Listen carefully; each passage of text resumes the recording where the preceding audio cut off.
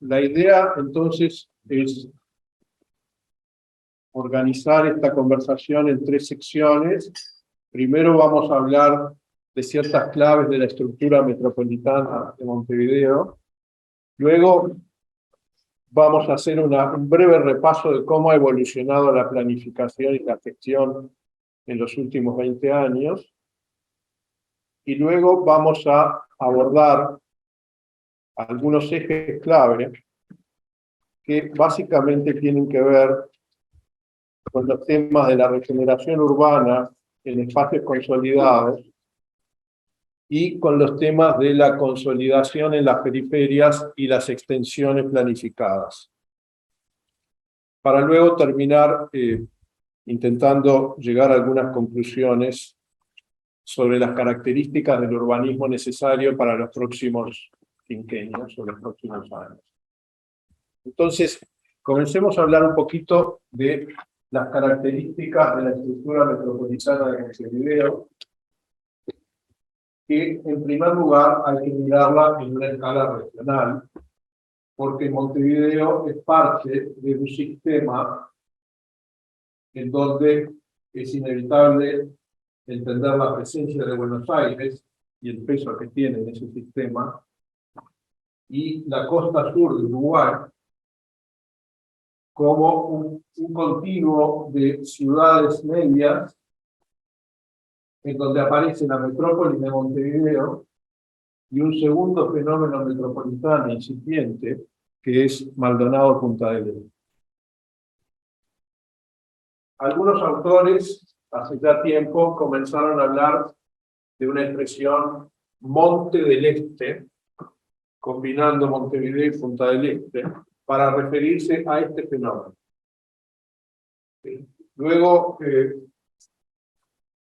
hubo un trabajo que hicimos con Mario Lombardi en el 99 que hablaba de la región urbana de la costa sur, tratando de conceptualizar esta idea de región urbana como algo no necesariamente continuo, pero sí interactuando, con interacciones diarias o cotidianas. Luego, el libro que publicó Tomás Spressman con Diego Capandevi, denominado La Ciudad Celeste, iba en la misma línea de tratar de conceptualizar un fenómeno regional que va más allá del concepto de ciudad. Y esto es algo que está sucediendo en muchos lugares del mundo, que es cierta obsolescencia del concepto de ciudad como tendríamos a entenderla, es decir, como algo compacto, bien delimitado, que sabemos bien dónde termina y dónde empieza lo rural. En cambio, ahora nos enfrentamos a constelaciones y a sistemas urbanizados que tienen mayor complejidad y que funcionan como un sistema, efectivamente. Por eso aparece la necesidad de tener estas otras palabras y estos otros conceptos, como el de región urbana. También en otras escalas se usan conceptos como megalópolis, por ejemplo, para referirse a las grandes aglomeraciones del mundo, en donde ya estamos hablando de 40 millones a 70 millones de personas viviendo en un radio de 100 kilómetros o poco más. Entonces, Montevideo es parte de la costa sur, pero originalmente Montevideo no vivía en una relación sobre la costa. Por ejemplo, cuando en 1860 se desarrollaron las colonias suizas y valdenses de inmigrantes agrícolas en esta zona, no tenían casi contacto con Montevideo. Se conectaban con Buenos Aires por barco, porque no había una conexión terrestre bien definida. Entonces, el fenómeno de la costa es un fenómeno más reciente que el fenómeno de estas radiales que conectan Montevideo con el territorio, con el interior del territorio. Y por lo tanto, esa realidad se refleja cuando vemos a una escala ya más cercana la estructura del espacio metropolitano. Una estructura en donde reconocemos claramente un centro más compacto, que es la propia ciudad de Montevideo, y luego corredores radiales, de los cuales los corredores antiguos son el que lleva a La Paz y Las Piedras y el que lleva a Pando. Tanto Las Piedras, que está aquí, como Pando, que está aquí, son ciudades de fundación colonial. Esas ciudades, en su época, estaban notoriamente separadas de Montevideo, eran una realidad distante. Cuando yo era chico, para comunicarse por teléfono con Las Piedras, había una espera de 4 horas, por teléfono. Ya había, por supuesto, una conexión por ruta y por ferrocarril muy buena, digamos, pero evidentemente el avance de la tecnología es lo que va generando que cosas que antes eran parte de distintos sistemas, hoy formen un mismo sistema. Entonces, como les decía, estos son los caminos originales.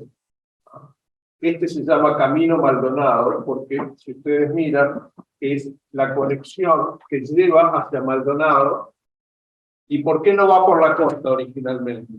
Porque la costa es un arenal, entonces no era fácil ir por ahí. Y porque además acá hay un bañado, que es el bañado de Carrasco. Y el eje de Ruta 5 que conecta hacia el norte del país, claramente.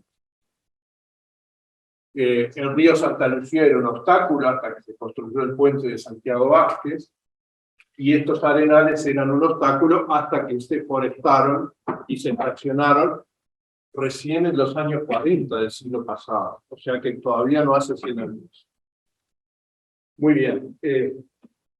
Si continuamos entonces mirando esta estructura y nos acercamos un poco más, es muy útil utilizar un plano de este tipo, que es un plano de densidad por unidades pequeñas, que son zonas censales.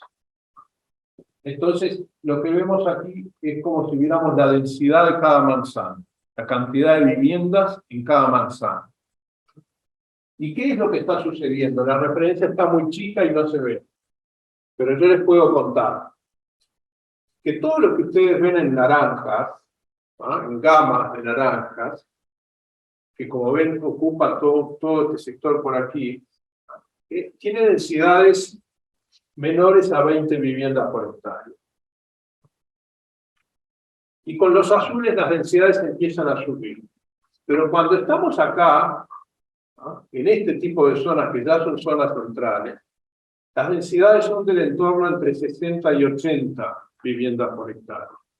Y cuando llegamos al núcleo que es hoy la centralidad de Montevideo, que va de Ciudad Vieja al Museo, este es el arco de centralidad, entonces ahí sí es donde tenemos la edificación más alta y más compacta, y tenemos densidades que claramente superan las 100 unidades por hectárea. Entonces Montevideo es una ciudad extendida y es una ciudad de baja densidad, en términos generales. Esa es una característica importante. Esas extensiones, además, no están totalmente desordenadas, sino que responden a corredores definidos inicialmente por líneas de tren o por caminos coloniales y luego por rutas, ¿no? Esos corredores estaban muy nítidos hasta hace 30 años o 20 años. El corredor de la Ruta 1, el corredor de la 5, el corredor de la 6, de la 8 y de la interbalnearia.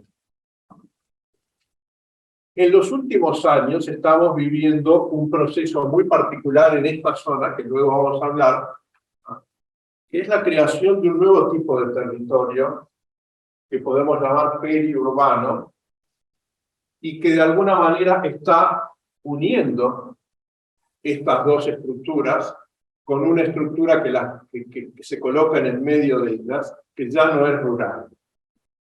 O sea que tenemos un proceso de transformación.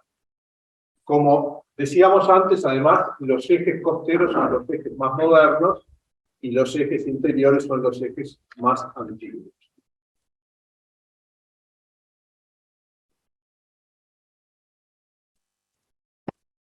Es importante también señalar que la mayor parte Como yo les decía, acá esto que se ve en celeste es las piedras y es un núcleo colonial, y este también es otro lamelo colonial, pero todo lo que aparece a lo largo de las rutas, rellenando los espacios, son fraccionamientos generados a partir de los años 1940 hasta 1960 o 70, y que se fueron ocupando lentamente. Porque ese es otro rasgo asociado a la baja densidad, y es que todas esas áreas que vemos en tan baja densidad son áreas en donde la gente no está alquilando un lugar para vivir, sino que es propietario. Estamos hablando aquí del patrón cultural y territorial de la pequeña casa en su terreno, propiedad de sus dueños y de quienes las habitan. Y esa es una pauta cultural muy fuerte, dado que, por lo pronto, casi la mitad de la población metropolitana vive en ese tipo de hábitat. Mientras que luego tenemos parte del hábitat metropolitano donde ya empieza a pesar la presencia de edificios colectivos, multifamiliares y el fenómeno del alquiler, que es mucho más fuerte claramente allí donde hay propiedades.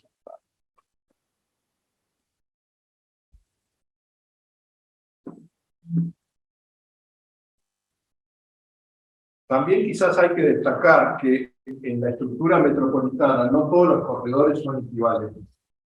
En particular, hay uno que es muy diferente, que es el corredor de Ciudad de la Costa. Porque Ciudad de la Costa es un corredor que no se originó como vivienda permanente, sino que se originó como balnearios o como lugares para fin de semana. Entonces eran viviendas secundarias, no primeras.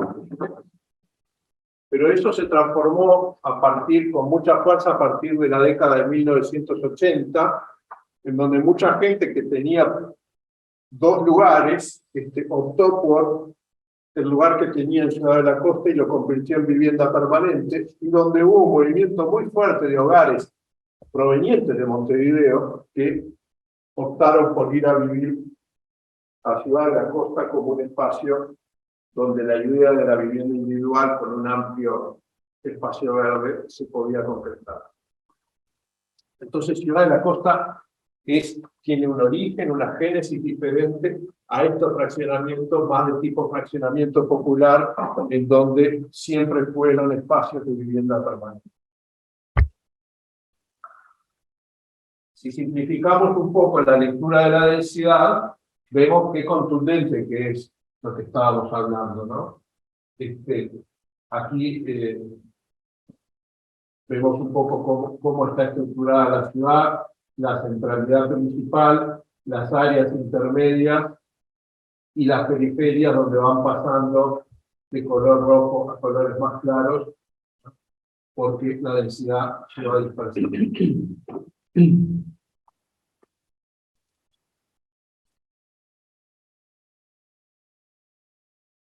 Vean esta imagen de Montevideo, que corresponde a un acto de planificación muy importante que se conoce como las ordenanzas de 1947. En esa época, los urbanistas montevideanos y los políticos montevideanos llegaron a la conclusión de que la ciudad se estaba expandiendo peligrosamente, en baja densidad. Y entonces decidieron limitar el crecimiento de la ciudad. Y esa limitación dibujó esta figura que ustedes ven acá. Lo que prohibieron a partir de entonces fue continuar fraccionando sobre las rutas o caminos, que era la tendencia que se venía dando.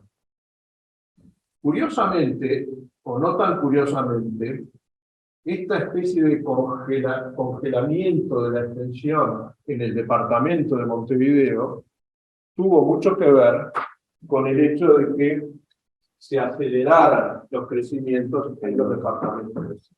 O sea que esa expansión metropolitana que vimos, de alguna manera, tuvo que ver con la decisión de Montevideo de frenar el crecimiento a mitad del siglo pasado.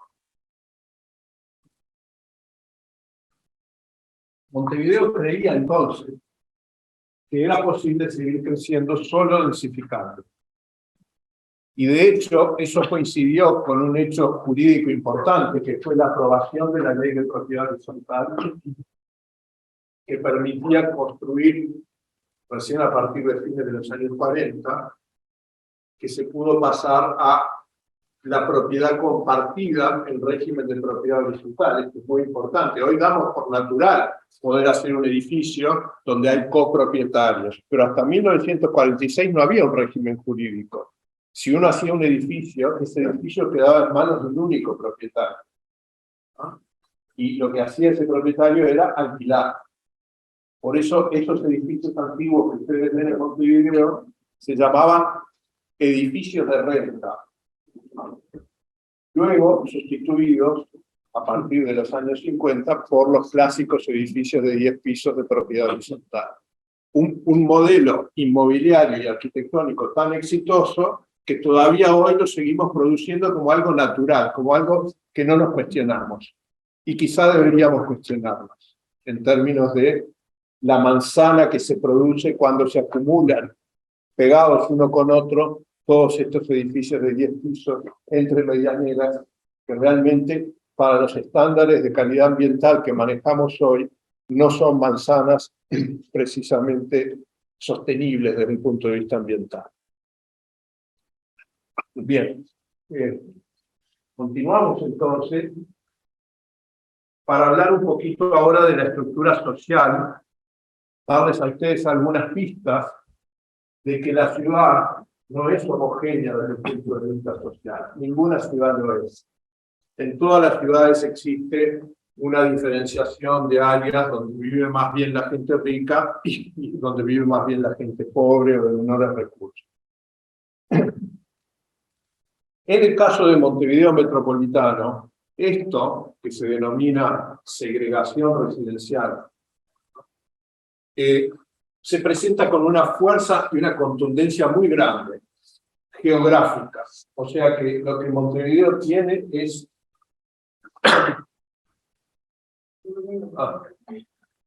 lo que Montevideo tiene es lo que podemos llamar una macrosegregación.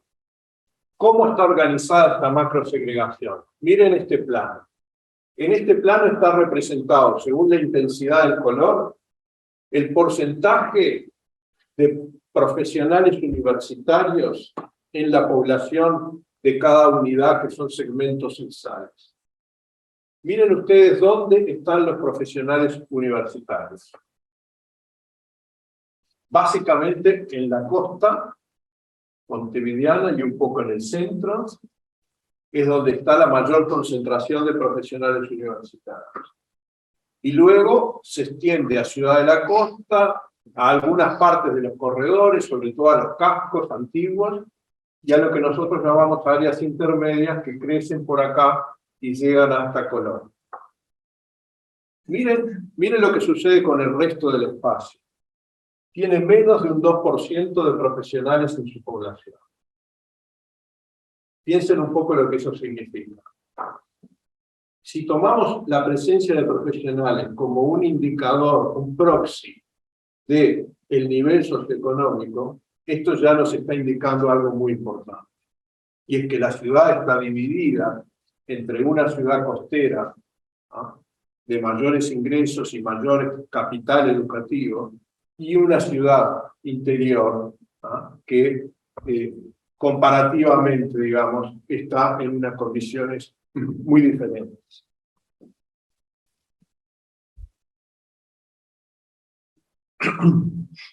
Miremos ahora cómo se comporta esta demografía de la ciudad, es decir, dónde la ciudad crece, dónde no crece. Para esto vamos a ver tres planos. Este es un plano que muestra entre el año 1996 y el 2011 dónde creció o decreció la ciudad. Todos los círculos rojos que estamos viendo, que abarcan el área central y el conjunto de las áreas intermedias y la costa de Montevideo, como ustedes pueden apreciar, perdieron población entre 1996 y 2011. ¿Dónde estuvo el crecimiento que tuvo que compensar esta pérdida de población?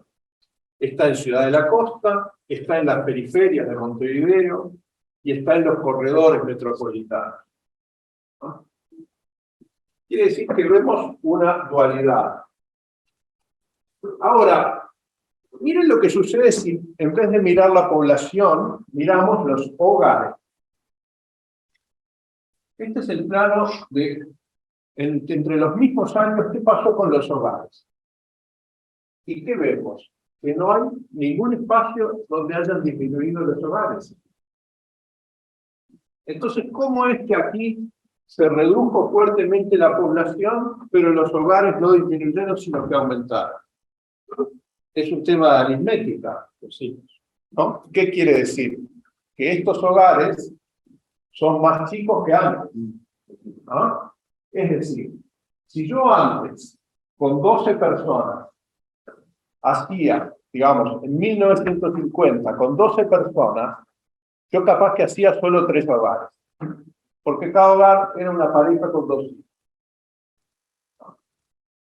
Hoy yo con 12 personas hago algo así como, probablemente estoy haciendo 6 o 7 hogares. ¿Ah?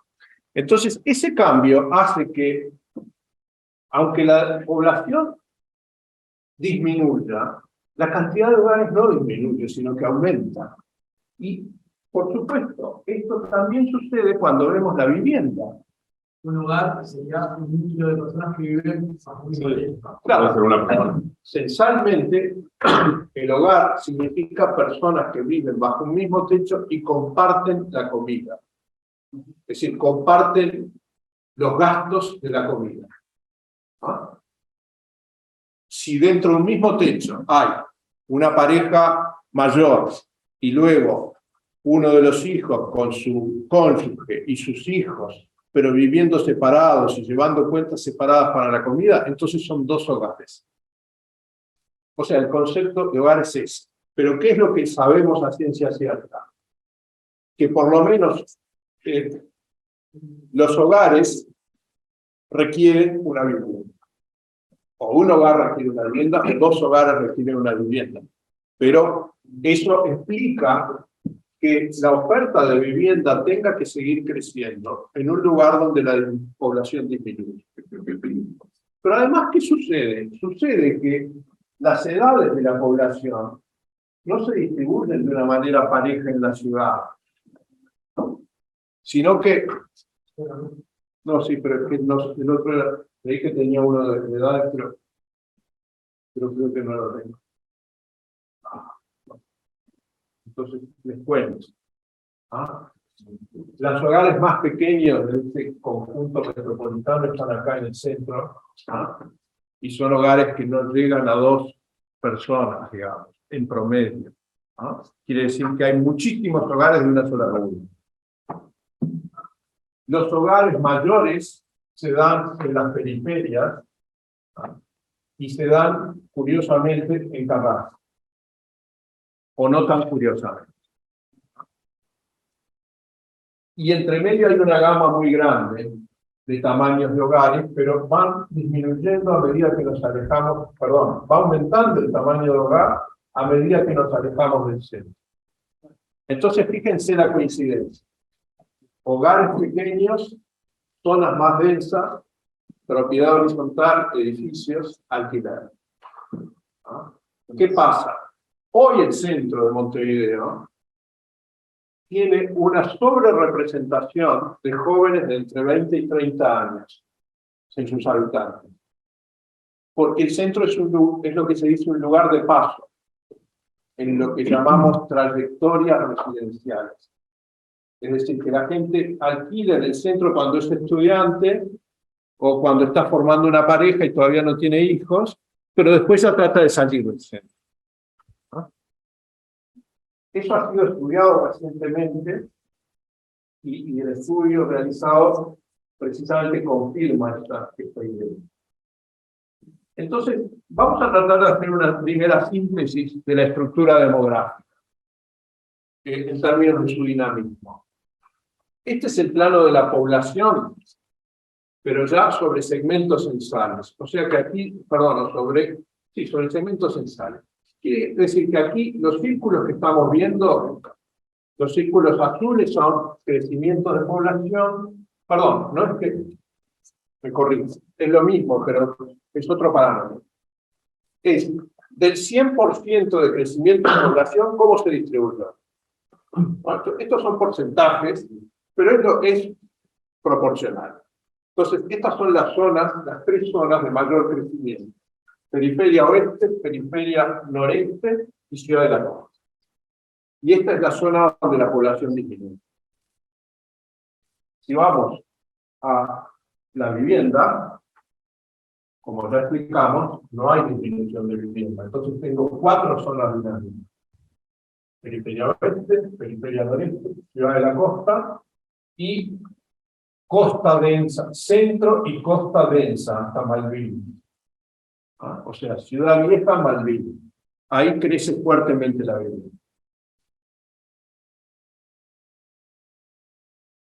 Ahora, cuando pensamos la ciudad como un espacio de vida y tratamos de entender cómo es que la sociedad vive en esa ciudad, podemos llegar, como planteábamos hace mucho tiempo, en ese artículo que les mencioné con Mario Lombardi, a una idea de que en realidad Montevideo son tres ciudades, o son tres subsistemas. Un subsistema es el área central y las áreas intermedias que conservan un apreciable nivel de mezcla y de diversidad social, en cuanto a nivel de ingreso, a cultura, a identidades, etc. O sea que esto es como la ciudad central e intermedia, composición mixta. Después tenemos la ciudad con predominio de sectores de ingresos bajos, periferia de Montevideo y parte de los corredores metropolitanos. Y después tenemos una ciudad con predominio de sectores de ingresos medios altos y altos, costa de Montevideo y ciudad de la costa. Esto es grosso modo, por supuesto, pero es bastante eficaz para describir una realidad en donde hay gente, en estos dos extremos sobre todo, hay gente que no sale de aquí y hay gente que no sale de aquí. Es decir, esta gente no conoce esta ciudad y esta gente no conoce esta ciudad.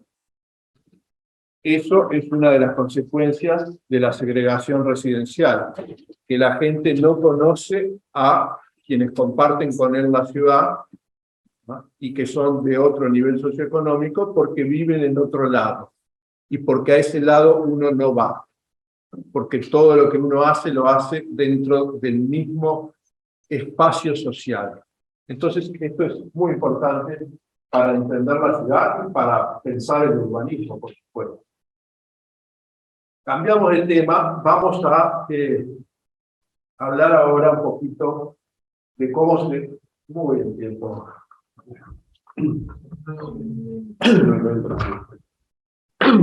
Vamos a hablar un poquito de cómo se desarrolló en Uruguay y especialmente en la metrópoli, cómo se desarrolló la planificación y la gestión urbanística en las últimas décadas. Lo que queremos es identificar algunos hitos que nos permitan entender dónde estamos hoy. Entonces, primero yo les voy a hablar un poco hacia atrás para mencionarles esto.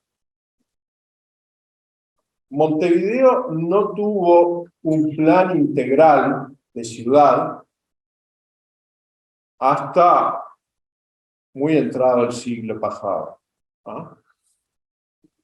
En 1930 sucedió algo que es muy interesante, se los voy a contar, que un grupo privado contrató a algunos de los mejores técnicos que había en el momento y formó un equipo liderado por Mauricio Crabotto, un arquitecto célebre, digamos, dentro de la historia del urbanismo y la arquitectura. Mauricio Craboto, junto con un ingeniero también muy importante y un equipo financiado por privados, desarrollaron una visión y un plan para el Montevideo del 2000, en 1930. Fíjense si había fuerza y confianza mental para pensar la ciudad hace 70 años. Hoy nos cuesta salir de la mirada a 2 o 3 años. Y aquella gente era la gente que construía el Estadio Centenario, el Hospital de Clínicas, la Rambla Sur, la Diagonal Agraciada. Es decir, era una ciudad europea a full, digamos. Europea, digo, quiero decir, en el sentido de que se tenía fe y que se veía como una ciudad madura, como una ciudad que estaba rápidamente incorporando las cosas de la contemporaneidad. En ese clima cultural fantástico, que nunca nos tocó vivir, este grupo imaginó la ciudad del año 2000 y la imaginó como la ciudad de 3 millones de habitantes. Hoy la metrópolis tiene 1.600.000. Quiere decir que no es que ellos fueran demasiado optimistas, en realidad ellos fueron poco optimistas, porque si hubieran trabajado para una ciudad brasilera, esa ciudad hoy tendría 10 millones. Pero aquí hay un rasgo que olvidé mencionar en la parte anterior, que es Montevideo es una ciudad de lento crecimiento, en cualquier comparación internacional que ustedes quieran hacer. Entonces, aquella ciudad de 1930 llegó al 2000 con apenas 1,5 millones de habitantes. Pero eso no es lo más importante. Lo más importante es que este equipo pensó una ciudad del futuro con atrevimiento. Lamento no haber podido juntar a tiempo las imágenes, pero ustedes las pueden buscar. Eso se llama Plan Regulador 1930. Y fíjense si serían ambiciosos, que una de las cosas que plantearon fue trasladar el centro. Porque dijeron, el centro actual está en Ciudad Vieja. Ciudad Vieja es muy difícil de acceder. A futuro va a tener cada vez más problemas de congestión. Traslademos el centro. Hagamos un distrito gubernativo y de oficinas. ¿Dónde? ¿Dónde lo pondrían ustedes si estuvieran en 1930?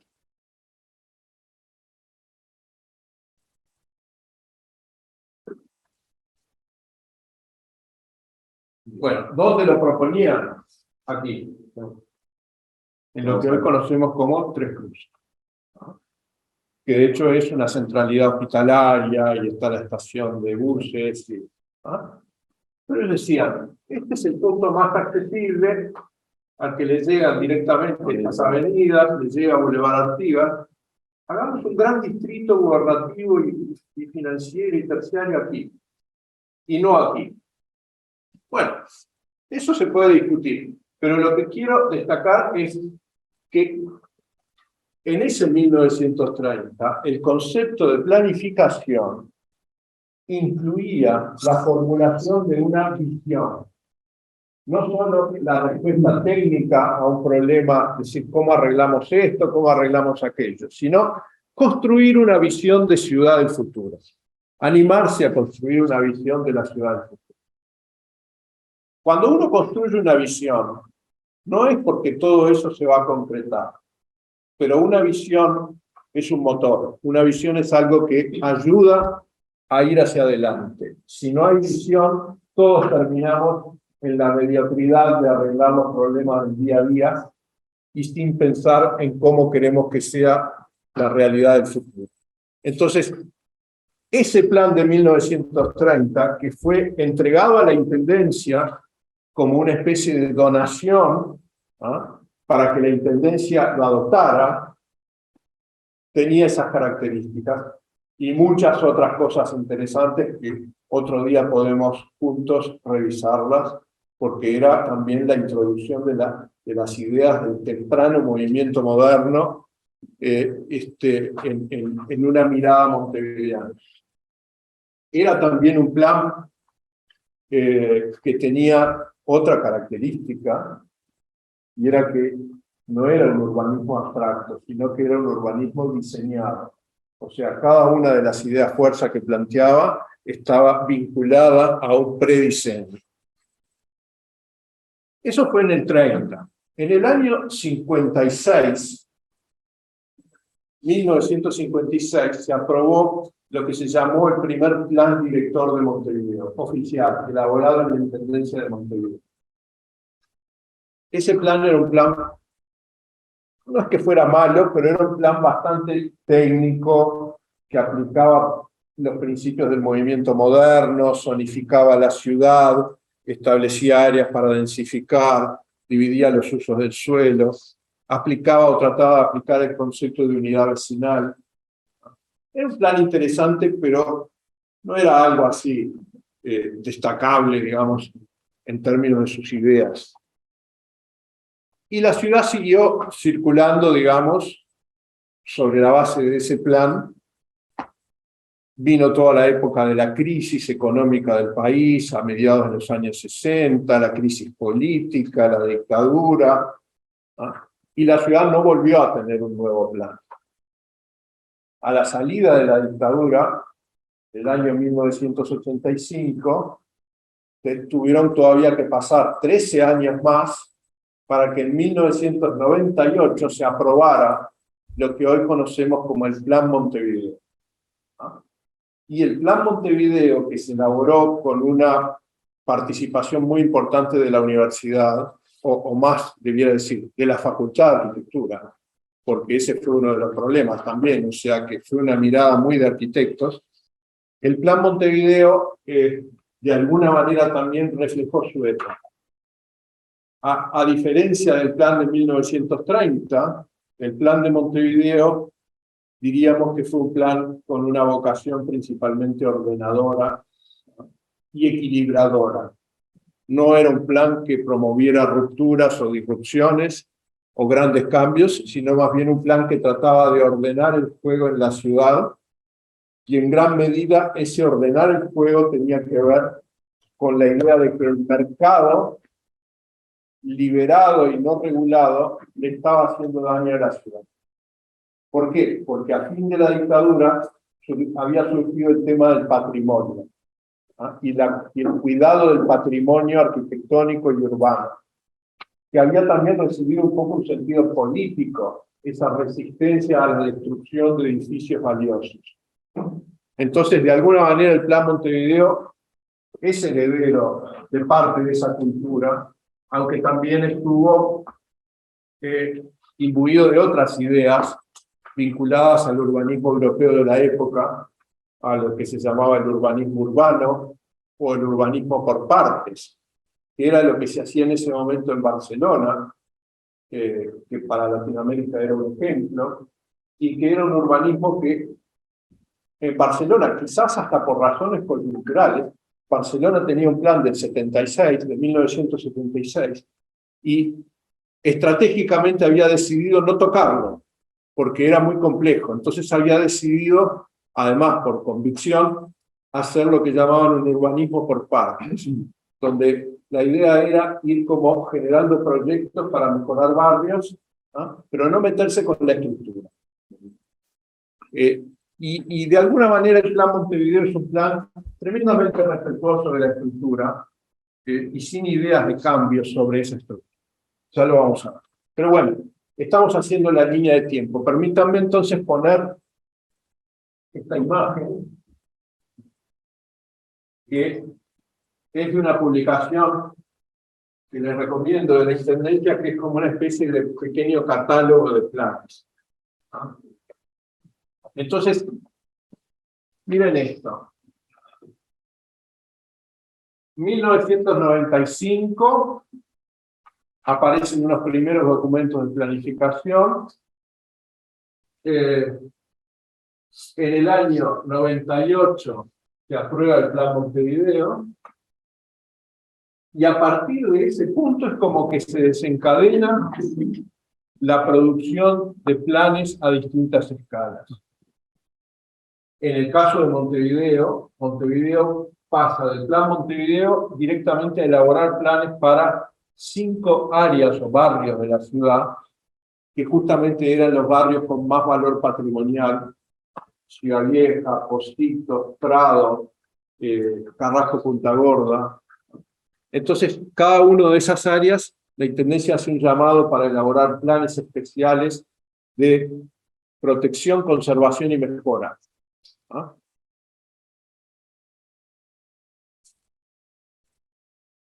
Al mismo tiempo, casi que al mismo tiempo, aparece otro tipo de instrumento que es tomado de la legislación española y que es el Programa de Actuación Urbanística para planificar la extensión de la ciudad. Entonces se comienzan a hacer programas de actuación urbanística.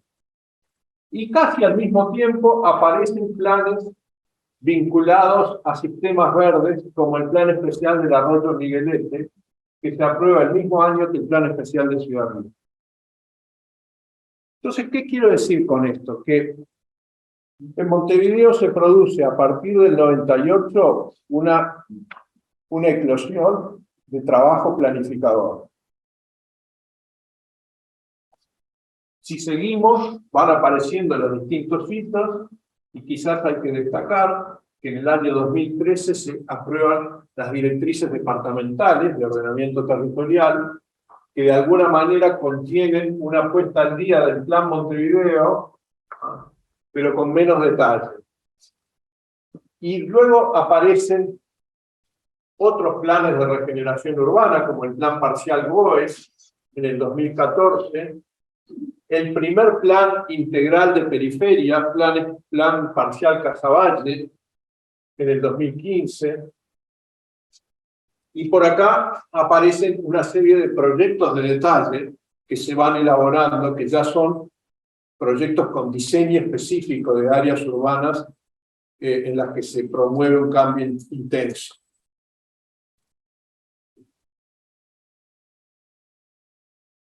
A esto, digamos que habría que sumar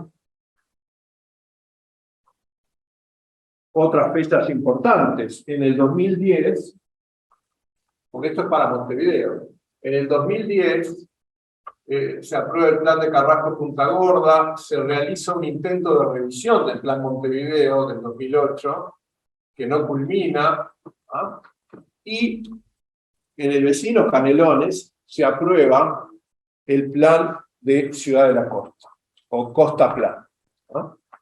Canelones ya venía trabajando en planificación, y Canelones, de alguna manera, a partir de qué sería, José, del 2007. A partir del 2007 empezó la elaboración. Ahí va, a partir del 2007, Canelones no solo elabora el Costa Plan, sino que empieza un trabajo también muy intenso de planificación, que hace que yo no sé si Canelones no tiene hoy más figuras que Montevideo, digamos, aprobadas. Digamos, ha ido desarrollando distintas escalas y tipos de planes también. ¿Qué quiero entonces concluir de esta línea de tiempo? Quiero concluir que hoy estamos, digamos, en el 2022, el Plan Montevideo del 98, quiere decir que es hace 24 años, o sea que el último cuarto de siglo es el cuarto de siglo en el cual Uruguay volvió fuertemente a reivindicar la planificación a distintas escalas y la gestión planificada de la ciudad.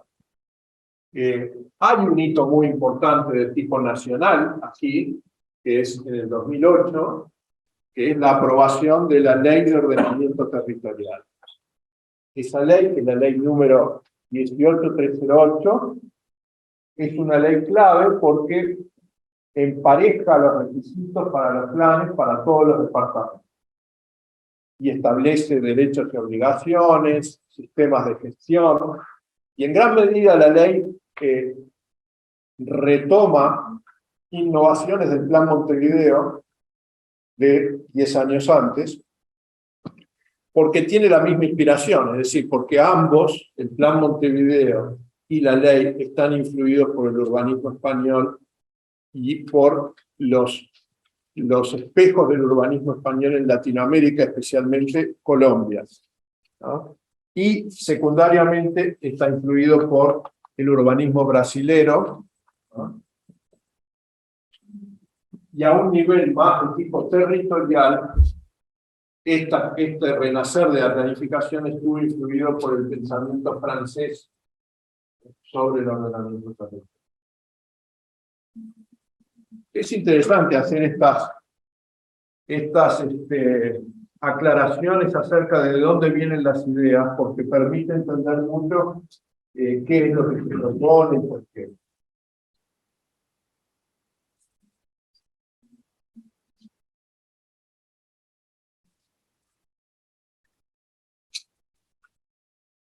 Ahora,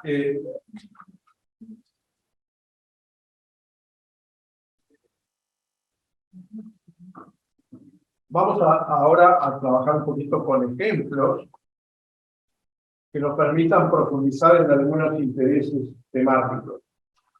Y vamos a ver primero el Plan Montevideo y las directrices y el Plan de Ciudad de la Costa, para luego pasar a planes de menor escala, vinculados concretamente a la regeneración urbana y a la consolidación y extensión. Entonces, vamos a ver rápido esto del Plan Montevideo. Se aprobó en el 98, como dijimos, en realidad se comenzó a elaborar por el año 1995. Y el Plan Montevideo, como les decía, es un plan básicamente regulador, y este es un plano clave.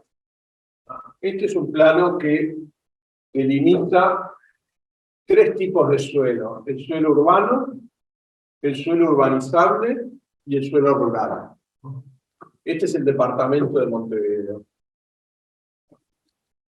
Quiere decir que el plan dice: esto ya es urbano, esto es rural, y lo único que puede pasar de rural a urbano son estas partes azules. Ese es un cambio muy importante para la época, en la cual no había estrictamente una prohibición de urbanizar. Es decir, que uno podía llevar un planteo para urbanizar un área y se lo podían aprobar. Lo que cambia ahora es que si no estaba previsto en el plan, entonces no se puede urbanizar.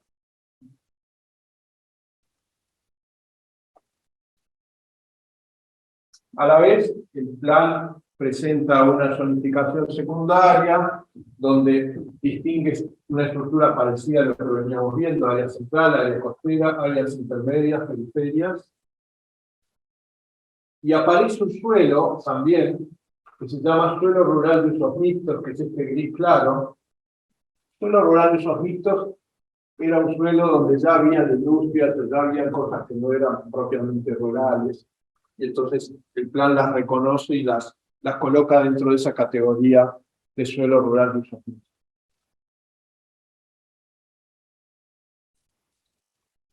Este es un plano de las cuencas de Montevideo, que también es interesante que el Plan Montevideo le empieza a prestar atención a la geografía y al tema ambiental vinculado a la geografía. Entonces aquí están las cuencas hidrográficas: esta es la cuenca del arroyo Pantanoso, esta es la cuenca del arroyo Miguelete, esta es la cuenca de los Bañados y del arroyo de Carrasco, y como van a ver, estos hechos naturales de importancia dieron lugar también a planes específicos. Este es el plano que especifica categorías de suelo dentro del suelo rural. El verde oscuro corresponde a un área rural que se llama natural y en donde se protegen ecosistemas.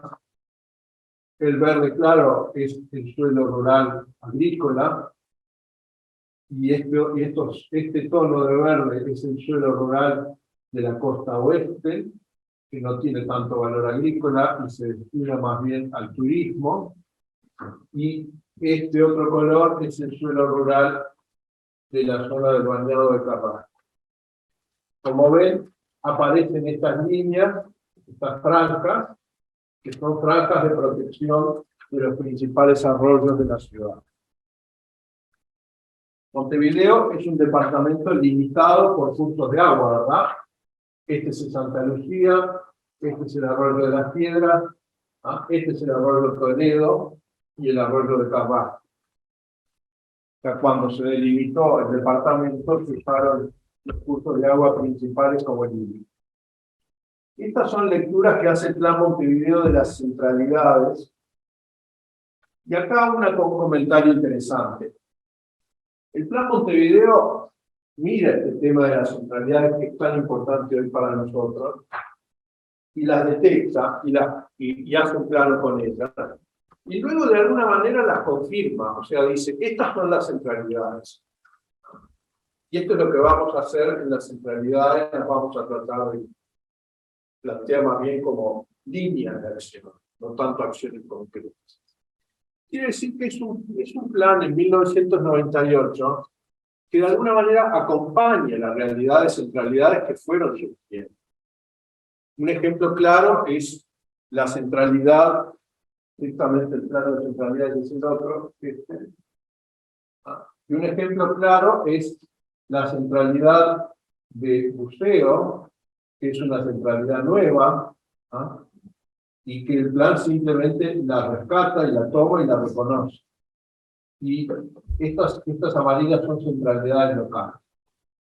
Ahora, quizás, mirando en perspectiva, el plan probablemente se quedó un poco corto en cuanto a pensar las centralidades, porque no, si lo hiciéramos de nuevo hoy, indudablemente que tendríamos que decir mucho más acerca de estas centralidades y proponer qué tipo de espacio urbano queremos generar en esas centralidades. Bueno, propuestas vinculadas a la movilidad, que son la base de lo que en el año 2010 fue el plan de movilidad, y un intento casi diría tímido de plantear una visión estratégica sobre algunas áreas, que el plan del 98 dice la bahía es un área estratégica, el eje de Luis Alberto Herrera y el eje del Miguelete, el arroyo, son otras áreas estratégicas. Y el centro. ¿Y por qué la bahía es estratégica? Bueno, porque está esta idea de que hay que recuperar la permeabilidad de la ciudad hacia la bahía. ¿Por qué Luis Alberto Herrera es estratégico? Porque se ve como un eje para renovar toda esta zona que está un poco estancada. ¿Y por qué el Miguelete? Bueno, porque el Miguelete es ya de alguna manera estaba planteado como un plan de renovación de todo este sistema verde.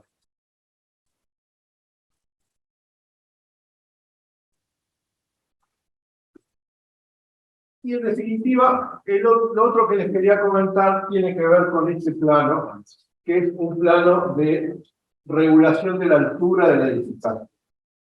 ¿Y por qué? Miren esto. Esto es el encuentro, esto es Nuevo Centro. Esto es Boulevard Valle de Ordóñez, José Pedro Varela, General Flores, o sea que esto es el corazón del área intermedia de la ciudad. El amarillo significa altura de 9 metros. Quiere decir que cuando hoy decimos hay que densificar esas áreas intermedias, porque en esas áreas intermedias están todos los servicios, y por otro lado le ponemos 9 metros como tope, es probable que no existan demasiados incentivos para empezar a tirar abajo casas y poder construir solamente 9 metros, que son 10 niveles. Entonces, ¿por qué sucedió esto? Porque el plan tenía la idea de que la ciudad tenía que ser controlada a su altura, de que el hecho de que en los últimos años había habido como una especie de carnaval de destrucción para construir edificios. Entonces el plan de alguna manera se va como el péndulo para el otro lado. Y dice, casi toda la ciudad tiene que ser 9 metros. Y solo en algunas avenidas, en algunas zonas vamos a permitir más altura. O sea que este es un tema que de alguna manera fue un tema vinculado a la coyuntura que se estaba viviendo. Y miren el otro comentario, que es esta zona gris. Esta zona gris corresponde al área patrimonial de Prado Capurro. Fíjense que está en gris. ¿Qué quiere decir que está en gris? Quiere decir que eso, ahí la altura es regulada por una comisión especial. O sea que un inversor sabe que aquí tiene 9 metros, que aquí tiene 20, pero no sabe cuánto tiene aquí. Tiene que pasar por una comisión. Eso generó, cuando se estaba por aprobar el Plan Montevideo, eso generó mucho malestar en los sectores vinculados a la industria de la construcción, porque ya venían esas comisiones funcionando, y el plan, en principio, planteaba que sigan funcionando las comisiones. A raíz de ese malestar y de las discusiones que se dieron, le hicieron un cambio al plan y dijeron, bueno, en cada una de esas 5 áreas patrimoniales hay que hacer ahora de inmediato un plan especial. Y ese plan especial tiene que tratar de definir ciertas normas que sean válidas para que la gente no tenga tanta incertidumbre. Ese fue el origen de lo que ya les mencioné, que fue los 5 planes especiales, y vamos a ver el caso luego de Ciudad Vieja. Bueno, claro, el centro mismo tiene una altura mayor, como ven, algunas avenidas, el borde de Pocitos, pero esto sigue siendo 9 metros.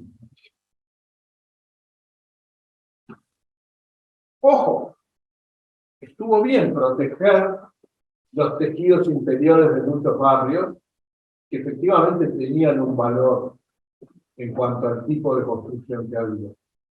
Pero no se pensó demasiado en las alturas intermedias. Ese sería el comentario que yo haría hoy. Es decir, las alturas intermedias, entre los 10 pisos y los 3 pisos, por ejemplo, 4, 5 y 6 pisos, no estuvieron mayormente consideradas en el Plan Montevideo. Y en parte porque los desarrolladores y los inversores no las estaban viendo y hoy las empiezan a ver. Pero también a veces esto da que pensar, y es la planificación. ¿Tiene que seguir los tipos de edificios que la industria de la construcción ya tiene admitidos y consagrados, o puede tratar de avanzar y proponer nuevos tipos? Bueno, ese es un tema. No me voy a detener más, paso a ciertos planos que me interesa señalarles de las directrices del año 2013, y las directrices no cambian demasiado, pero tienen un discurso que pretende ser más estratégico. Entonces dice, vamos a definir los territorios estratégicos de Montevideo. Y define todos estos que están marcados más oscuros, que luego cada uno tiene su plano. La costa, o sea que la Rambla donde ustedes trabajaron, es para las directrices uno de los territorios estratégicos. El arroyo Pantanoso y el arroyo Miguelete y su entorno, que hoy los dos tienen planes aprobados. Las áreas de periferia destinadas, o mejor dicho, la consolidación de los bordes urbanos. Y estos dos ejes interiores, ¿se acuerdan que habíamos visto que en el 98 habían identificado el eje de Luis Alberto Herrera? Entonces ahora aparece el eje de José Valle y Ordóñez, y aparece el eje de Hernández, ¿no? No, va al hipódromo de Varones. Es la Roñaga o Centenario. Como dos ejes prioritarios para la renovación de las áreas intermedias, donde además pasan cosas, por ejemplo, el entorno del mercado modelo. Y luego el eje céntrico. Ahora, también si uno analiza el plan de las directrices, encuentra que en realidad, más allá de denominar los territorios estratégicos y de definir objetivos, no avanza mucho. O sea, no es un plan que proponga acciones demasiado específicas. Ahora sí, entremos en lleno en el tema de la regeneración urbana, que es uno de nuestros ejes. Y para eso veamos dos ejemplos. Uno es el plan de Ciudad Vieja. Ciudad Vieja es, como ustedes saben, la ciudad colonial. El plan fue aprobado en 2003. Y este plano de alguna manera me sirve para contarles un poquito el resumen del plan. El plan dice, bueno, tenemos un tejido que son estas 85 manzanas que tiene un gran valor patrimonial, ¿ah? Y que después vamos a hablar de él. ¿Ah? Pero dentro de ese tejido podemos identificar algunos entornos en donde se podría impulsar la renovación. Y luego el plan identifica estas áreas azules que las denomina áreas de proyecto urbano de detalle, ¿ah? Porque son áreas de borde en las cuales es posible una renovación mucho más fuerte, que no tiene por qué estar atada a las características del área patrimonial. Concretamente, se proponen edificios altos aquí, aquí, aquí, ¿ah? Intervenciones sobre la escollera. O sea que el plan busca conciliar un tratamiento cuidadoso del área más patrimonial con una apuesta fuerte a completar espacios que estaban incompletos con un enfoque potente de modernidad y de edificios, de oficinas sobre todo, pero también de vivienda, que le permitieran a Ciudad Vieja posicionarse mejor en la ciudad. Y ahí quizás hay que hablar un momento del contexto, porque Ciudad Vieja se apoya sobre 3 pilares. Esos pilares son el centro gubernativo, allí están muchos ministerios y muchas oficinas públicas. Además de gubernativo, es un centro financiero. Y además de centro financiero, tiene el puerto, o sea que todo lo que es comercio exterior también está ubicado ahí. O sea que la Ciudad Vieja es un distrito terciario potente, muy potente. Y eso la sostiene. Por otro lado, la Ciudad Vieja tiene mucho que ver con la cultura y con el turismo, ¿no? Aunque eso es más oscilante, pero tiene muchas de las principales instituciones culturales, museos, teatros, librerías, bibliotecas, ¿no? Y a la vez es un espacio al que en general van los turistas a conocer Ciudad Vieja. Es un atractor, digamos, en términos de turismo. Lo que se refuerza además porque está el puerto fluvial de Buquebus, que la conecta con Buenos Aires. Y el tercer soporte de Ciudad Vieja es que ahí vive gente, a diferencia de muchos centros históricos de ciudades latinoamericanas donde no vive nadie, ¿ah? En Ciudad Vieja vive gente.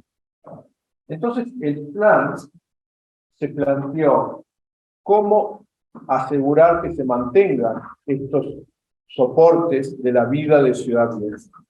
Y para eso, por ejemplo, cuando empezaba a aparecer la competencia de la zona del museo para localizar oficinas, el Plan Ciudad Vieja dice, habilitemos a que se hagan edificios de oficinas de última generación para no quedar mal parados frente a museos. O sea que este es un plan muy complejo porque tiene que combinar muchas cosas y muchos intereses. Yo diría que es uno de los espacios más complejos de la ciudad. Y el Plan Ciudad Vieja intentó de alguna manera una primera respuesta. Estas son las áreas de proyectos de detalle, con exploraciones incluso preproyectuales.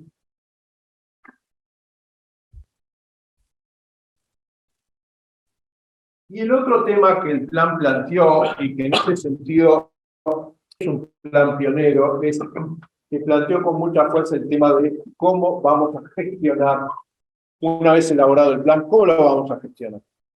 Y lo cierto es que aquí quiero ir a un tema que viene de un poco antes, del 98, cuando se aprobó el Plan Montevideo. El Plan Montevideo importó de España muchos de los instrumentos de gestión que España venía desarrollando en esa época. Pero los importó, quedaron en el decreto, se aprobaron con el plan, pero para usar esas herramientas se necesitaba formar gente que las pudiera usar. Y por lo visto la Intendencia no estaba en condiciones de formar esa gente, o había poca gente en el mercado. Lo cierto es que pasaron como 10 años yo diría del 98 al 2008, 2010, para que muchos de esos instrumentos novedosos de gestión realmente se empezaran a aplicar. Entonces aquí vemos otro tema del urbanismo, y es que el urbanismo puede planificar todo lo que uno quiera porque es gratis, el aire es gratis, pero gestionar no es gratis. Entonces, ese contraste entre la gratuidad del plan y lo oneroso de la gestión es muchas veces la tumba de los cracks, como decimos. O sea, teníamos un plan magnífico, pero no funcionó. Bueno, porque en realidad el plan es solamente un aspecto del tema. El otro aspecto es la gestión. Y como Ciudad Vieja planteó formar una oficina de gestión de Ciudad Vieja, que se comenzó a formar, pero increíblemente por las cosas de la burocracia, esa comisión en el 2007 se, como se dice la palabra, se eliminó. ¿Por qué? Porque había habido conflictos, no se podían poner de acuerdo en quién tenía el poder de esa oficina, y en definitiva la Intendencia tomó la decisión de eliminarla. Como la eliminamos, entonces ya nadie se pelea. Sí. Con lo cual, Ciudad Vieja tenía un plan que tenía muchas ideas potencialmente interesantes que requerían gestión, pero no tenía quien lo gestione. Ya quiero con esto ir diciendo una de las características del urbanismo necesario, que es salir de la mirada puesta solamente en el plan. El urbanismo no puede estar mirando solamente los planes. El valor de los planes es relativo. Si no hay un aparato de gestión preparado, entonces los planes no nos van a servir. Pero esto es casi de sentido común, y sin embargo a veces el sentido común es lo que falta, ¿verdad? Yo puedo comprar un tomógrafo de última generación, pero si no tengo nadie que lo sepa usar, ese tomógrafo va a quedar ahí. Y el tomógrafo puede ser el plan, que queda ahí, sin que nadie realmente lo sepa usar o sacarle partido. A mí lo que me viene a la cabeza es el corredor Zoom, que puede sobrevivir sin tanto, pero claro, no se puso bien práctica y estábamos acostumbrados tampoco a utilizarlo. Y esto era una idea que se impuesta. No es algo, digo, cuantitativo, que sí, cuantitativo, pero no es una vivienda. Como instituto implementar, sí que no funciona, o sea, bueno. Tal cual. En el 2011, un tiempo después, con apoyo del Banco Interamericano de Desarrollo de la Intendencia, se focalizó mejor y llamó para hacer un programa de revitalización de Ciudad Vieja.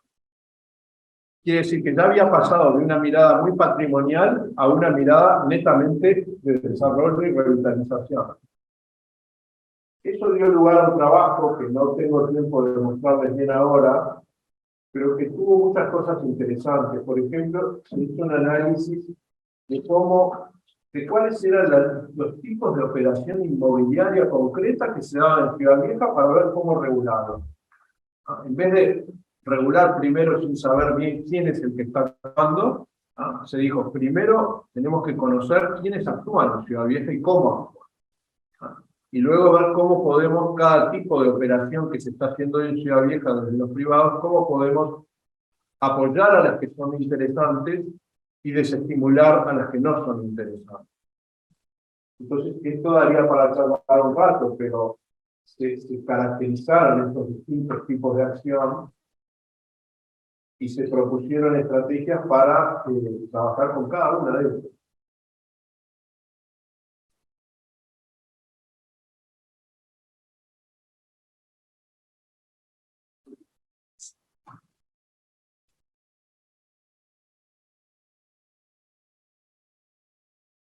Y bueno, y se propuso también un modelo de gestión, que era lo que pedía también la Intendencia, que que no vamos a entrar en el detalle, pero que buscaba articular lo público y lo privado y la gente que estaba en Ciudad Vieja en un modelo de gobierno y de gestión de la Ciudad Vieja que fuera más potente.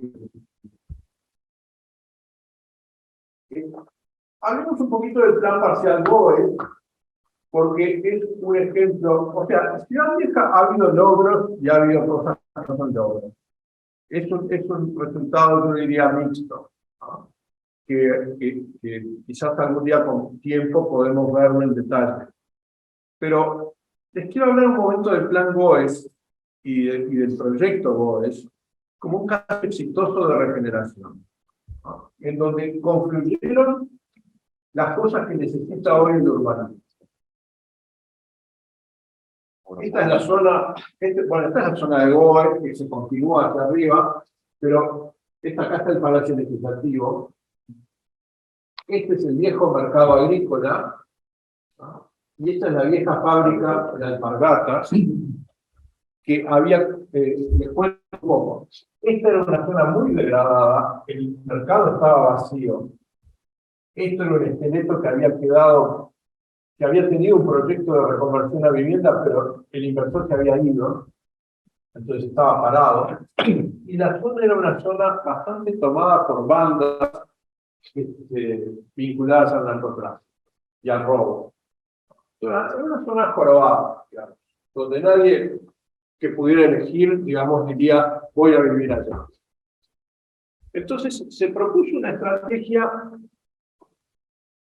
se hizo el plan, pero aparte del plan, que tiene un enfoque más bien regulador, se generó un proyecto urbano en este entorno, con apoyo del mundo, ¿no? Y el proyecto urbano tenía ciertas claves que estuvieron casi que desde el principio y que casi todas fueron exitosas. La primera clave propia del proyecto era recuperar el mercado agrícola, ¿no? Que era una magnífica arquitectura venida de México. Entonces se hizo una inversión muy grande para recuperarla, pero no solo se pensó en la recuperación física, sino que se pensó, ¿cómo le damos valor? Entonces hubo un trabajo con técnicos, con economistas, con gente realmente capacitada para inventar un proyecto de mercado, que ya no iba a ser un mercado de pescado o de frutas y verduras, sino que iba a ser un mix entre mercado y centro comercial. Entonces, con la idea de este mix, una idea original, trabajaron y generaron un proyecto de negocio y generaron una figura jurídica que iba a administrar el mercado. Y luego hicieron llamados y la gente apareció y dijo, yo quiero estar allí con un puesto, y levanten la mano quienes han ido al mercado agrícola. Bueno, bastantes.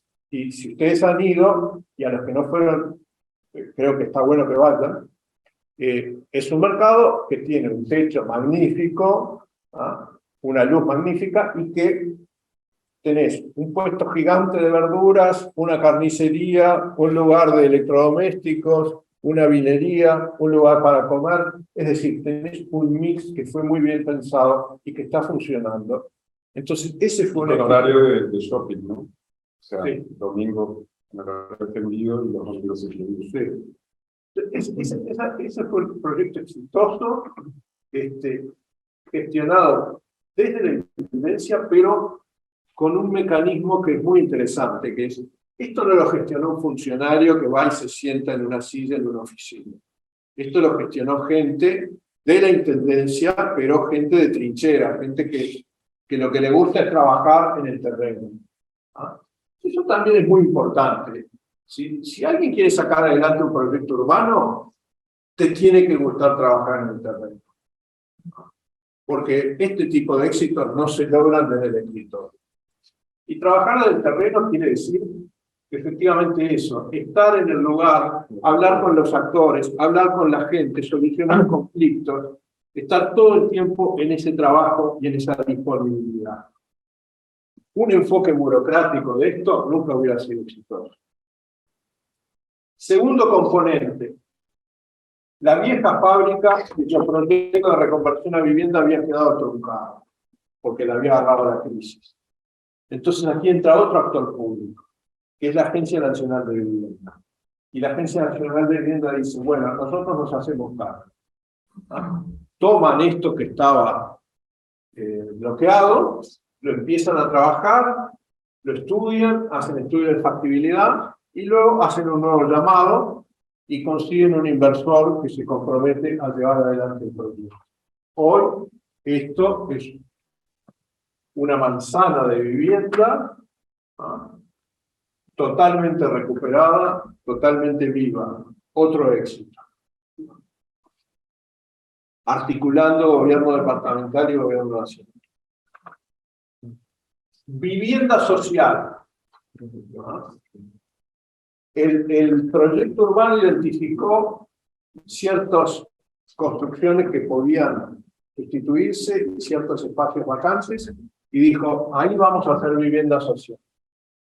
Se promovieron viviendas sociales y se generó una plaza pública en el medio de esas viviendas, oxigenando un área que normalmente no tiene espacios verdes. Y todavía hay en curso otra acción, que es una acción de un equipamiento social, que entiendo que se está concretando en esta zona y que todavía no se terminó de concretar. Finalmente, tenemos 9 manzanas involucradas en un proyecto que fue exitoso y que de alguna manera cumple con uno de las ideas que los urbanistas asociamos al concepto del proyecto urbano, que es ser catalizador de otros cambios. En este caso se cumple.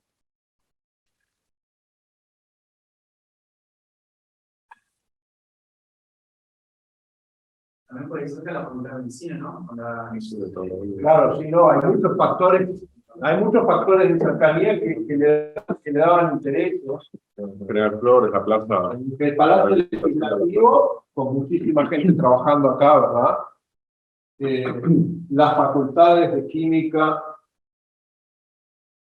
acá no, esta es una facultad, y bueno, y toda la zona de la comercial, una zona atractora de público, muy importante dentro de la ciudad, como centro comercial barrial, no barrial, pero de escala metropolitana. Y es un área con mucho empleo, o sea que es un área donde viene mucha gente a trabajar. La verdad que si Montevideo pudiera seguir concretando intervenciones de este tipo en otras áreas centrales e intermedias, entonces estaríamos viendo ya otra película. Fue como que lo puso en el mapa, ¿no? La intervención. O sea, un área que estaba degradada y que no se diferenciaba, apareció como... Es que ese es el objetivo de la regeneración urbana.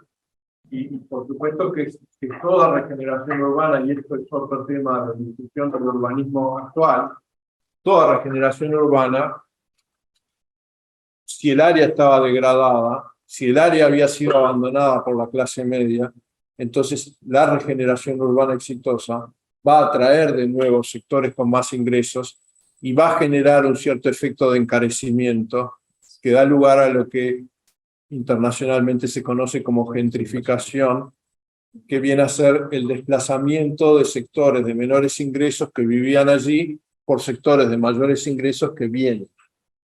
¿Y por qué? Bueno, básicamente porque aumenta el valor de los alquileres y de las propiedades.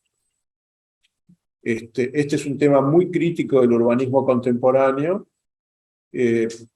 por ejemplo, no solo porque puede estar, entre comillas, injustamente, si es que hay injusticia, expulsando gente, sino porque elimina o barre con el comercio local, con el pequeño comercio. ¿Por qué? Porque el pequeño comercio está en una planta baja pagando un alquiler, ¿no? Cuando el barrio se empieza a ir para arriba, viene el momento de renovar alquiler y el dueño le dice, ahora es el triple. Y entonces ese negocio, en general un negocio familiar que le da vida al barrio, que es muy apreciado porque se conocen, etcétera, o sea, esa economía de barrio empieza a desaparecer porque los actores de esa economía de barrio se van. Pero eso no ha sucedido acá, y no creo que suceda. Estas son imágenes. Acá tenemos una perspectiva de la que veíamos, la fábrica de alpargatas convertida a viviendas, el mercado, las nuevas viviendas sociales, la nueva plaza, hoy acá hay vivienda también, futuros equipamientos de barrio, o sea, una intervención integral en donde... Yo estoy hablando de eso, porque digo, es un detalle muy interesante, porque el último terreno para cooperativas, porque toda la vivienda social que está ahí son cooperativas de vivienda, muy buenos proyectos, ¿no? En torno a la plaza. El último terreno para cooperativas se va a empezar a construir, pero es donde hoy se usa de funcionamiento. No, sí, claro. Hay un gran lío porque hoy se usa de funcionamiento, tiene que, como un urbano exitoso, también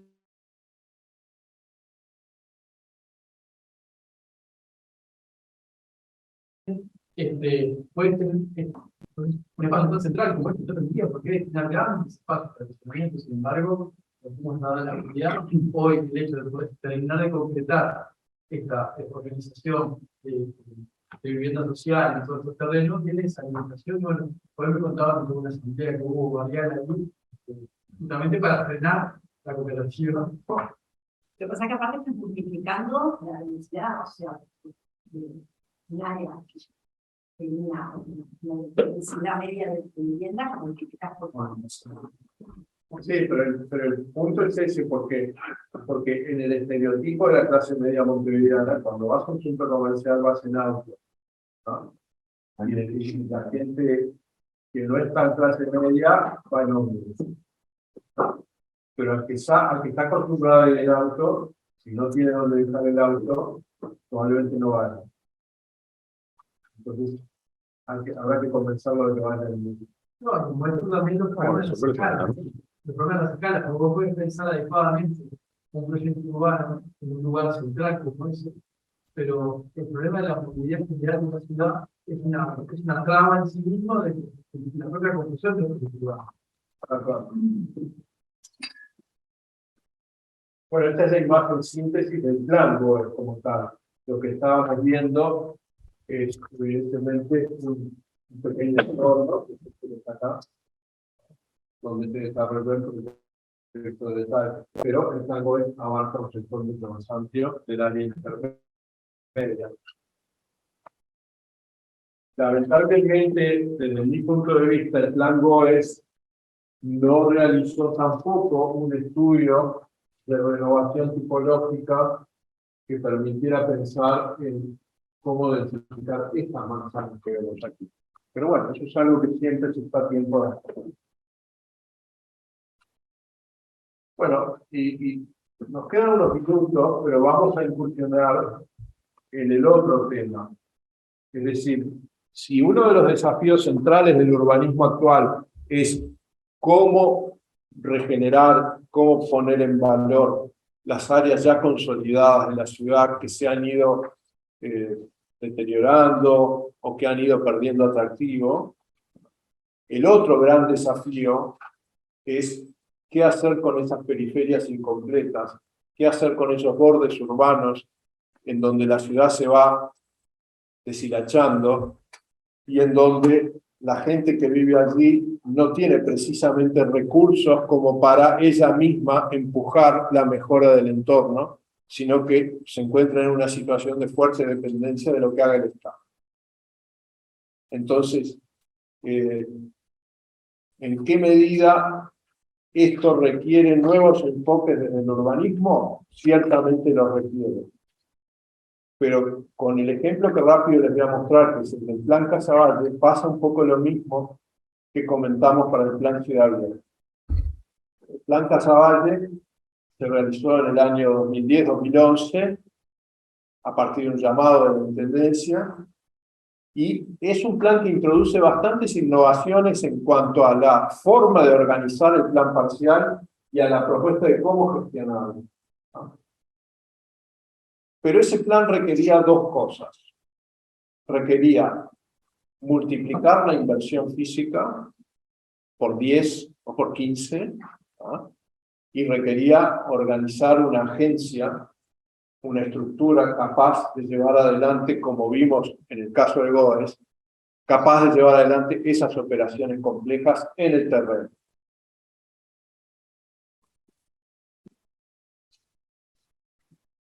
El plan Casavalle refiere a una cuenca gigante, ¿verdad?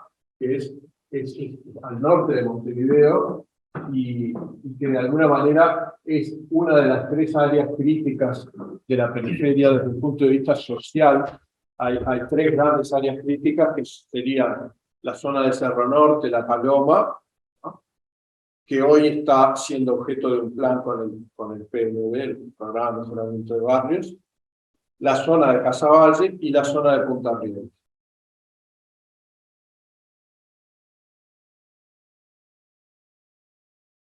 Un concepto de abordaje integral y con un urbanismo que fuera de alguna manera más allá de la regulación. Es decir, acá la regulación no sirve para nada.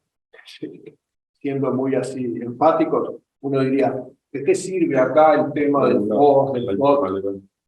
Que no es para nada el problema principal, la regulación. El problema principal acá es que hay que invertir, porque si no, la ciudad no mejora.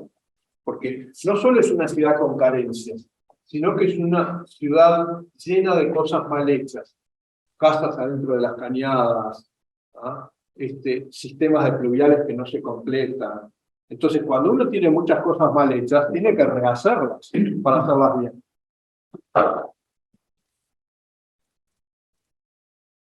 Bueno, el plan Casavalle tiene muchas cosas de interés, pero una de las que a mí me gusta destacar es la introducción de una dimensión más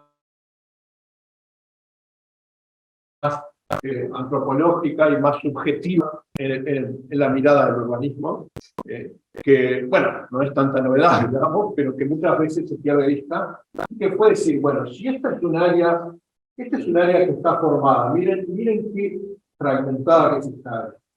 Tiene conjuntos habitacionales públicos, asentamientos irregulares y antiguos pedacitos de barrios de casitas, ¿no? Y todo eso mezclado en un espacio urbano incompleto, lleno de discontinuidades, cruzado por cañadas, y por supuesto además tiene la presencia del narcotráfico, con todo lo que eso significa para el mundo. Entonces, una de las ideas que me parece interesante de este plan es el haber visto que había una serie de equipamientos que se ubicaban en torno a esta calle Martirene, que no era una de las calles principales, no es una avenida, es una calle interior del barrio, pero había un centro de desarrollo local, policlínica y escuelas por acá, lo que se llama el centro Sacude, que es un centro deportivo y cívico creado con fondos del PMB, o sea, son fondos de regularización de asentamientos que se dedican a equipamientos, que se juntaron varios fondos para hacer algo de más escala. Genial idea, porque lo que se necesita es escala en estas áreas. Entonces se dijo, bueno, ¿qué pasa si todos estos elementos que están acá y otros que están programados, como una escuela china por acá, qué pasa si apostamos a crear un nuevo eje cívico? O sea, una calle interior, una esquina del barrio, que el barrio la reconozca como su centralidad, por así decir, su espacio principal y su paseo principal. Fíjense que es un barrio que no tiene vista al mar, es un barrio con poco espacio verde. Entonces, el concepto de este eje cívico, trabajado con un criterio de calle completa, con veredas buenas para que la gente pueda circular a pie, se camina mucho en estos barrios, fue uno de los elementos que el plan Casavalle planteó y que de alguna manera se va a concretar. Y después, el otro tema quizás a destacar, entre otros del plan, es esto, que es el territorio es tan complejo que uno no puede simplemente dar una directiva para actuar en todo el territorio igual. Entonces, se empiezan a distinguir espacios concretos, perfectamente delimitados, y en cada espacio se plantea una estrategia de actuación diferente. Con líneas, con directrices, que si ustedes quieren es un ejemplo entonces de un plan con capacidad de bajar al detalle y prefigurar actuaciones. Sobre todo actuaciones de urbanización, de infraestructura, de espacio público, y de alguna manera, si bien el plan no tiene capacidad de generar actuaciones de vivienda, sí acondicionar el espacio y preparar la ciudad para recibir los planes de vivienda.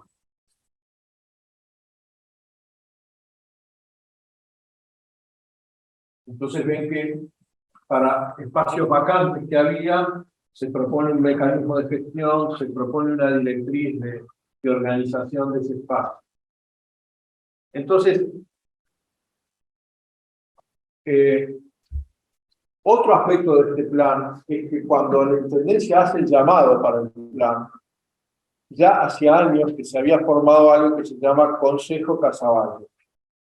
Y Consejo Casavalle también es una experiencia interesante, que era un ámbito permanente de reunión intersectorial, básicamente del sector público, pero donde están presentes los distintos organismos vinculados a las infraestructuras, la Intendencia, los organismos educativos, los organismos vinculados a políticas sociales, entonces y el municipio, que tiene su sede ahí, ¿no? Entonces todos esos, digamos, formaban el Consejo Casavalle, y este plan se hizo teniendo como interlocutor al Consejo Casavalle, ¿no? No exclusivamente a una oficina municipal. Eso es otra cosa interesante, porque tiene que ver también mucho con un tema que les quiero dejar también como una de las conclusiones del urbanismo necesario, y es, estamos acostumbrados a hablar de lo público y lo privado, ¿verdad? Decimos, hay que articular lo público y lo privado.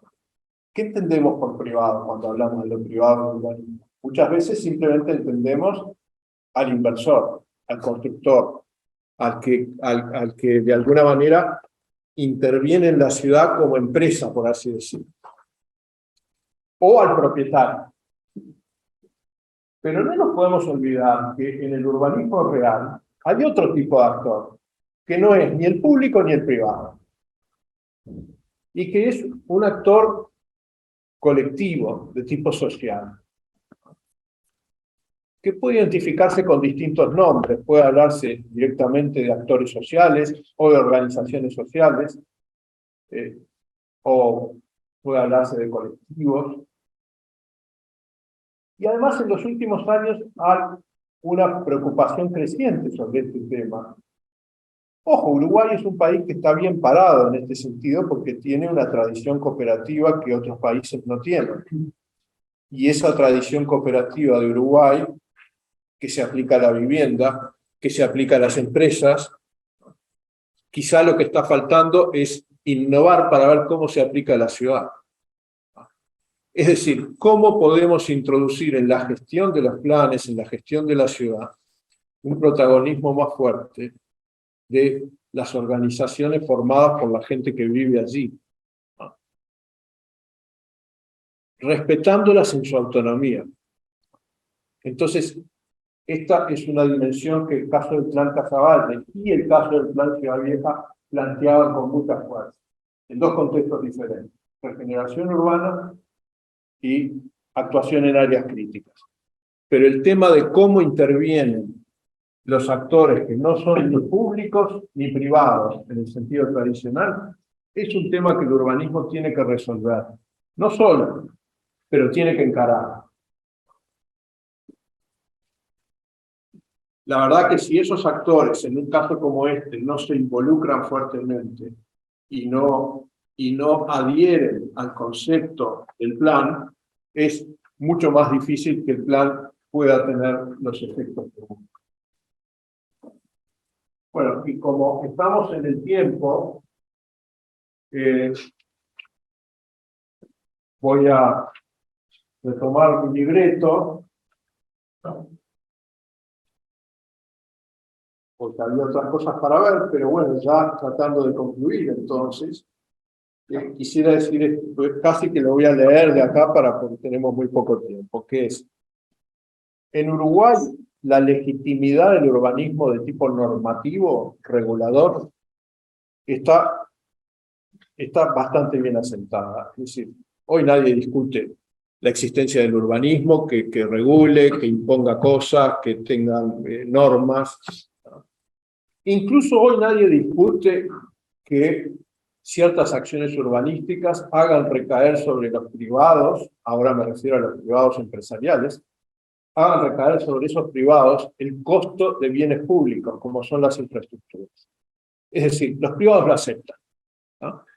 Son buenas noticias, pero sin embargo, el urbanismo metropolitano, podríamos decir que se graduó, que tiene diploma en cuanto a urbanismo generador de planes, ¿no? Ese diploma lo tiene. El diploma que no tiene es el de urbanismo gestor, urbanismo de llevar a la práctica las cosas. Cuando esas cosas van más allá de la regulación, claro, porque la regulación se puede hacer en sentido burocrático, pero la intervención en el territorio no se puede hacer de manera burocrática. Requiere otro tipo de gestión, otro tipo de trabajo. Entonces, uno de los pendientes que yo les quería resaltar hoy es el urbanismo se tendrá que graduar en los próximos años como un urbanismo gestor. Otro tema que quiero destacar, y que lo dije un poco al pasar al hablar del Plan Montevideo, es que nuestro urbanismo está muy contaminado por originarse en los arquitectos, lo cual no está mal, porque ¿qué pasa? No hay urbanismo sin conciencia espacial y sin conciencia de diseño, ¿no? Pero a la vez, el urbanismo de arquitectos es un urbanismo muy limitado. ¿Y en qué se manifiesta esa limitación? Se manifiesta en vacíos conceptuales y de percepción, que tienen que ver con dimensiones sociológicas, con dimensiones económicas, ¿no? Y con algunas otras dimensiones que normalmente el arquitecto no trabaja. Pero sobre todo, ahora se habla mucho, si ustedes miran los diarios, aparece una expresión que es política basada en evidencia. O sea, cada vez más lo que reclaman los ciudadanos es, si me vas a anunciar desde el gobierno una nueva política que va a implicar cosas, ¿ah?, que esté basada en evidencia. ¿Qué quiere decir? Que haya un estudio que nos muestre que esa política realmente va a tener los efectos que se dice que va a tener. Entonces, ¿esto qué requiere? ¿Qué tipo de conocimiento requiere hacer una política basada en evidencia en urbanismo? Y bueno, requiere una cosa que los arquitectos no hacemos normalmente, que es llevarnos bien con los números.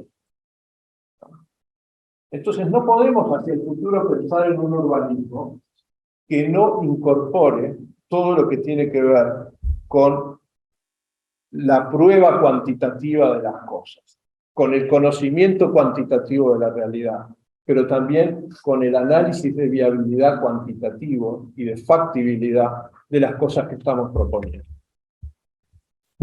Sin eso, el urbanismo corre el riesgo de seguir siendo un conjunto de declaraciones de buenas intenciones, que como dijimos es gratis, pero no podemos quedarnos contentos con eso.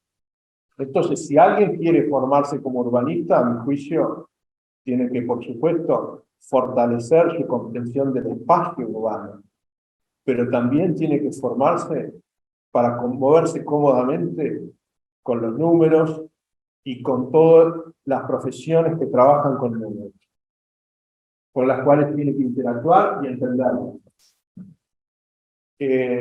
Insisto, el Plan Montevideo no tiene números. Las directrices departamentales de Montevideo no tienen números. Y es una ciudad capital. Entonces, ¿cómo puede ser que los planes principales de la ciudad capital no estén fundados en lecturas más rigurosas? Y solamente estén fundados en el buen olfato, que puede ser muy bueno, ¿ah?, de los urbanistas y los arquitectos que trabajaron en él. Les termino con una anécdota para que vean qué tan duro es esto. Cuando se hizo el Plan Montevideo, la Intendencia le transfirió dinero a la Facultad de Arquitectura para que pudiera agregar horas a los docentes que iban a trabajar en el plan, y también para que pudiera subcontratar a técnicos de otras disciplinas. Entonces el equipo que estaba a cargo del Plan Montevideo convocó a economistas, por ejemplo.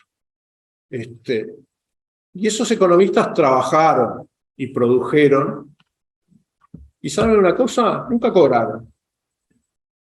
¿Por qué les hago esta anécdota? Porque muestra hasta qué punto, digamos, puede también haber una especie como de soberbia profesional. Es decir, bueno, finalmente, ¿no? Yo creo que entonces es importante para todos nosotros entender que así como en arquitectura no se podría justificar proyectar una casa sin hacer el cálculo de la estructura, bueno, piensen lo que significa eso para el urbanismo. No se puede hacer un plan sin haber pasado por una visión rigurosa de los datos. No solo de los datos de la realidad, sino también de la factibilidad de lo que vas a proponer. Y hoy les hago énfasis en ello, porque también les podría hacer énfasis en otra factibilidad, que es la factibilidad política. Y es que muchas buenas ideas que planteamos desde los planes requieren acuerdos políticos. No alcanza con que estén escritas en el plan. Luego, la gente que, como decimos, corta el bacalao, es la gente que se tiene que poner de acuerdo. Y ese trabajo con los acuerdos políticos muchas veces se deja de lado. Y los políticos por ahí ni se enteran de que está el plan. En ese sentido, yo creo que Canelones es un ejemplo de un trabajo mucho más cercano entre los equipos técnicos y las autoridades políticas departamentales, que es lo que puede haber pasado, por lo menos hasta ahora, en Montevideo. Y bueno, los dejo con estas reflexiones parciales, pero que espero que estimulen de parte de ustedes a interesarse por estas cuestiones, y también algunos de los ejemplos que vimos, recuérdenlo, que capaz que vale la pena que lo miren un poco más. Muchas gracias.